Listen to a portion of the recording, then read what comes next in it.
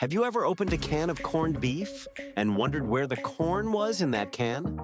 You've probably watched someone slice it at a St. Patrick's Day dinner, or eaten it fried with rice and eggs on a weekday morning, or seen that distinctive rectangular tin somewhere in the back of a cupboard your whole life. But that name, corned beef, is hiding three secrets most people never think to question. Today, we're pulling them apart, one by one.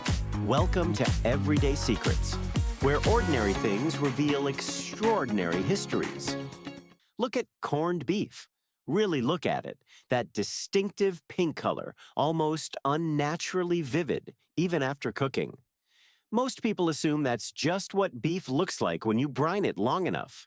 It's not, and the real reason goes somewhere most people would never expect. To understand it, you have to go back to the centuries before refrigeration, when preserving meat was a life-or-death problem. Salt alone could keep meat from rotting, but it left the flesh gray and unappetizing. Somewhere along the way, cooks and butchers discovered that a different substance added to the cure kept the meat a deep, vivid red. That substance was saltpetre, potassium nitrate. Saltpetre does something chemically precise to the muscle tissue.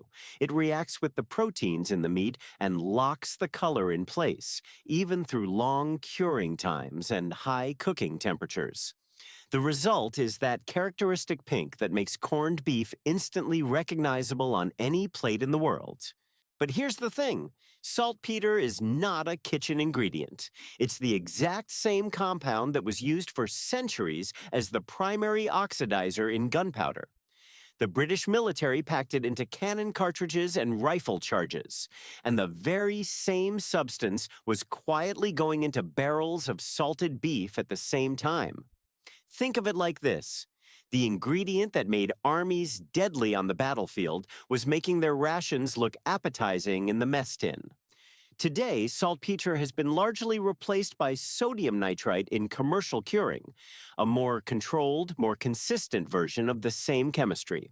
The color still comes from the same principle. The beef is still pink for exactly the same reason it always was. The gunpowder just got a cleaner name. But that's not the only secret hiding inside this name, because if you walk into a traditional butcher's shop in London and ask for corned beef, they'll look at you blankly.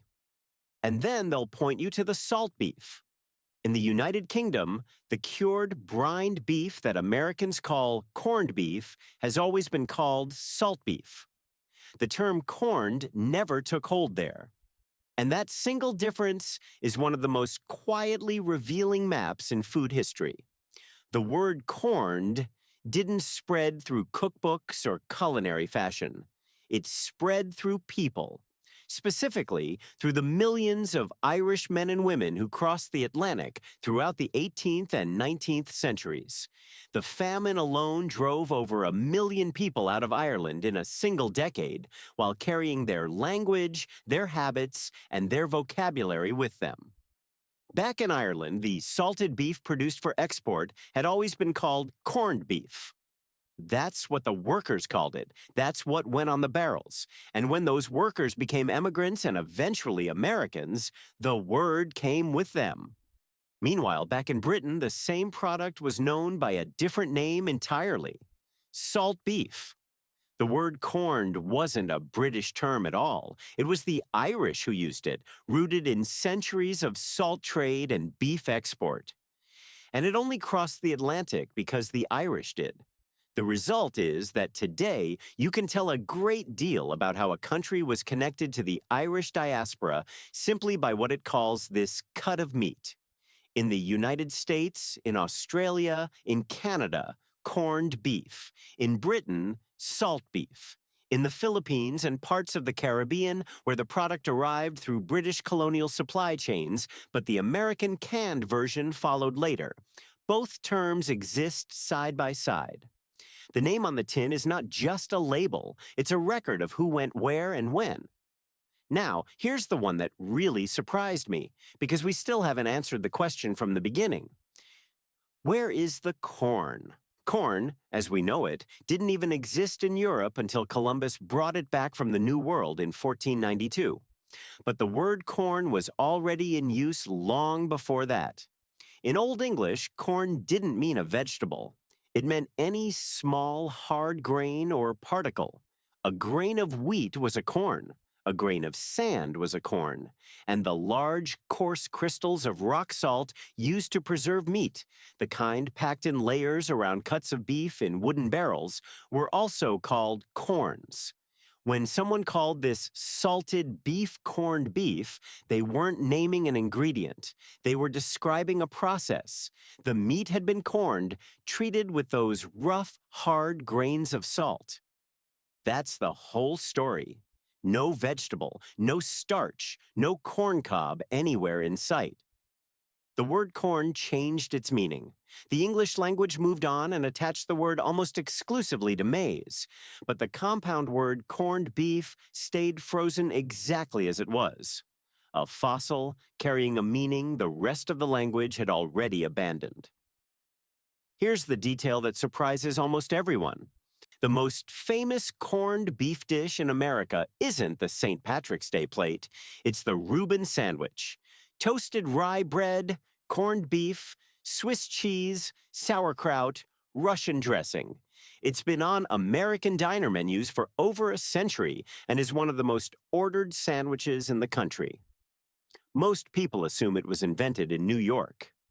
And that assumption makes sense. Corned beef had become the food of the Jewish and Irish immigrant communities that shaped the city's identity, the deli counters of the Lower East Side, the neighborhood kitchens of Brooklyn and the Bronx. It felt like New York. It tasted like New York, but it wasn't. The most credible origin traces it to a hotel in Omaha, Nebraska in the 1920s. A poker game, a late-night kitchen, and a combination of whatever was available. The sandwich that became the definitive American corned beef recipe didn't come from the immigrant neighborhoods of Lower Manhattan. It came from the middle of the country, from a card game by accident. So the next time you open that rectangular tin or sit down to a plate of corned beef and wonder where the corn is, now you know. It was never in the meat.